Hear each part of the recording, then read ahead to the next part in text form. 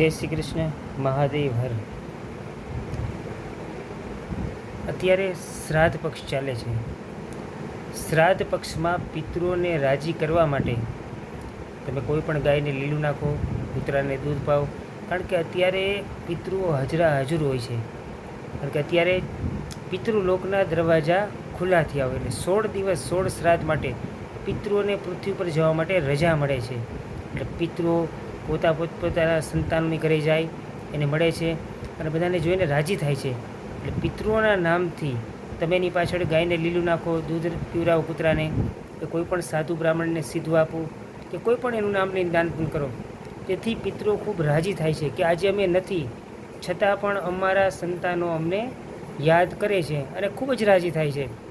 બીજું એ કે આ 16 શ્રાદ્ધમાં જો કોઈની ઘરે દીકરો અથવા દીકરી જન્મ લે છે તો એ ખૂબ જ ભાગ્યશાળી હોય છે અને ખૂબ જ પોતાના કુટુંબનું નામ કરે છે. કારણ કે આ 16 દિવસમાં કોઈની ઘરે દીકરો અથવા દીકરી જન્મે તો સમજી લેવાનું કે આપણા કોઈ પણ પિતૃઓએ પાછો જન્મ આપણી ઘરે લીધો છે. ખૂબ જ ભાગ્યશાળી સંતાન હોય છે. નમસ્કાર, જય શ્રી કૃષ્ણ.